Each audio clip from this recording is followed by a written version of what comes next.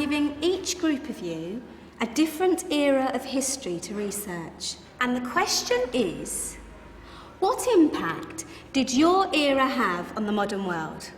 So Sarah, your group has the ancient Greeks. Ravi, you've got the Romans. And Danny's group gets, yes, a bit of a challenge for you. You get the Middle Ages. Some even call it the Dark Ages. Boring. See how you get on. Yes, miss. So, Serene, yes, you get the Renaissance.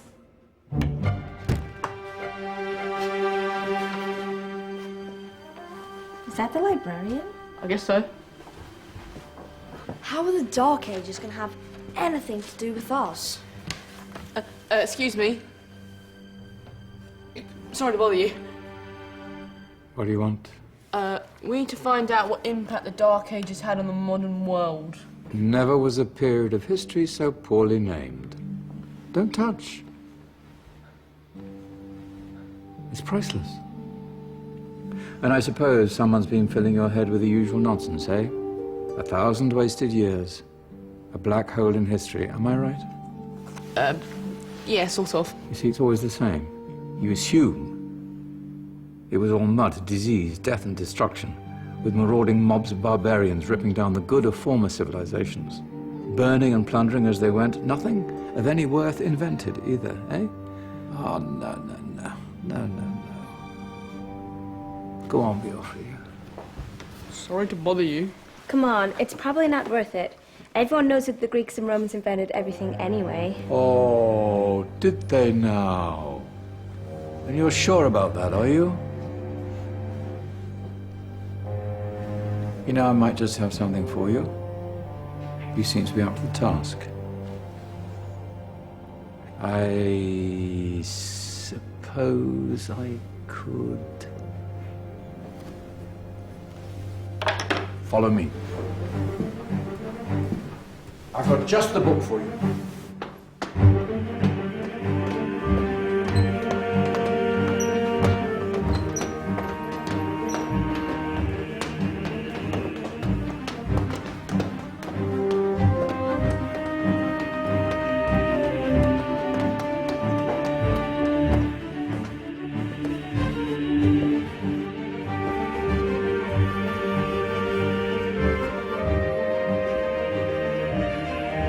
Where are we going? I don't know. Ask him.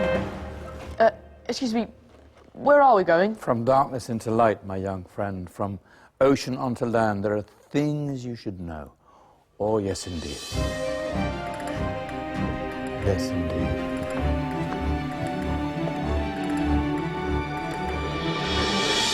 Now, I know I left it round here somewhere.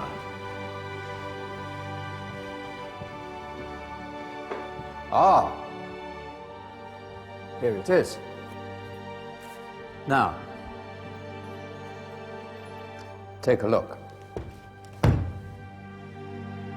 If you dare.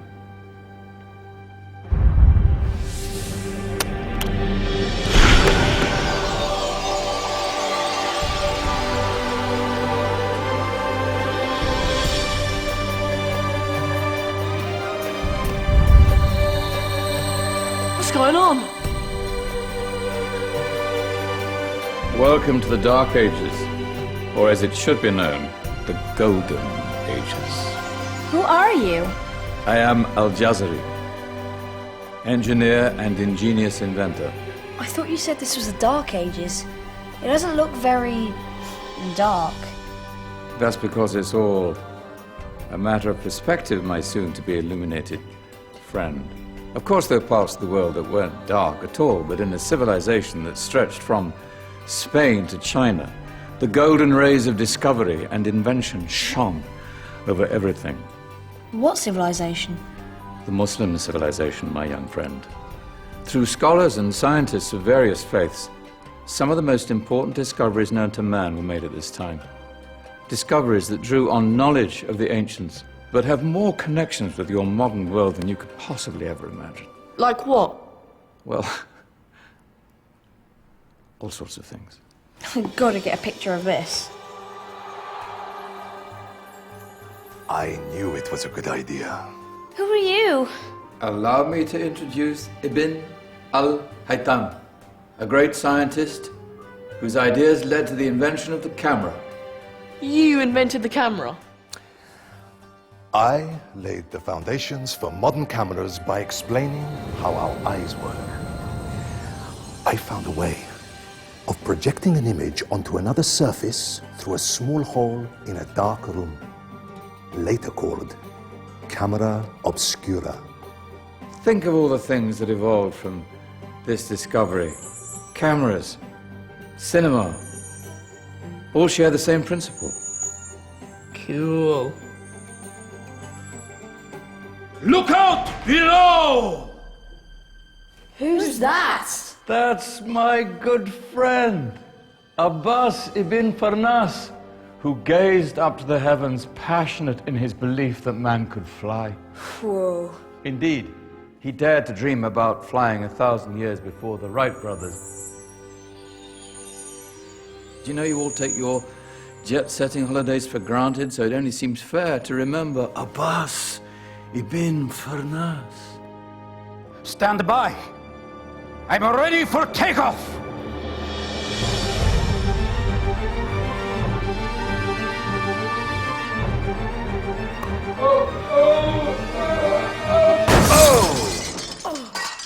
He did forget one thing, though. A tail, useful for landing. Ah, my back. Is there a doctor in the house? Did someone call? Ah, my old friend, why don't you introduce yourself to my young guests? I am Abul Qasim al-Zahrawi. Many call me the father of surgery. Did you actually do surgery back then? Of course we did. In fact, many of the surgical tools that I invented are still used in your modern hospitals. Excuse me, a patient needs my attention. Scalpel? I think I may need some stitches. In that case, I'll use catgut Catgut? from the gut of animals. Perfect for stitching up internal wounds. Your surgeons are still using it today. Sorry, mustache.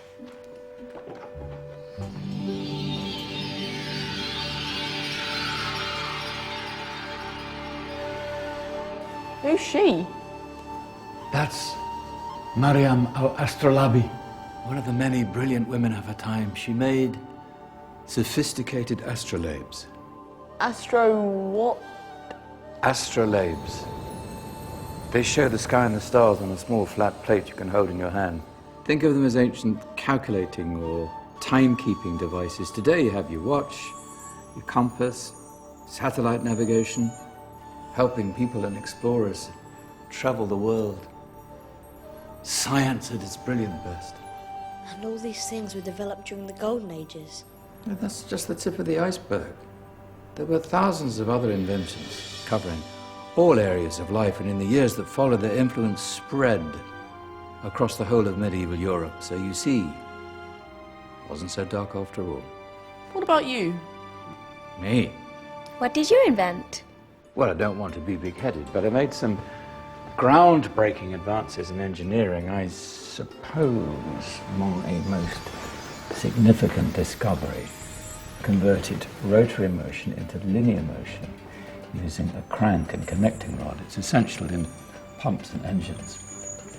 In fact, I've no idea how the Industrial Revolution could have happened hundreds of years later without such a device. Not that I ever get the credit I deserve. But my crowning glory was my amazing time-telling machine. My legendary elephant clock.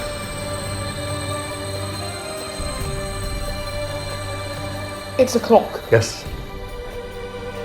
Dozens of components collected from different cultures around the world. Indian, Greek, Arabian, Egyptian, Chinese.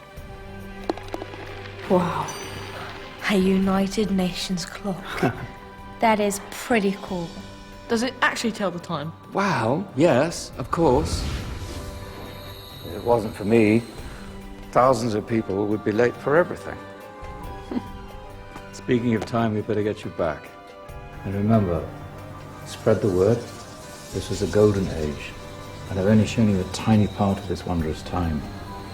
There are countless other scientists and inventions directly connected to your modern world. You're just going to have to find out for yourselves. No, wait.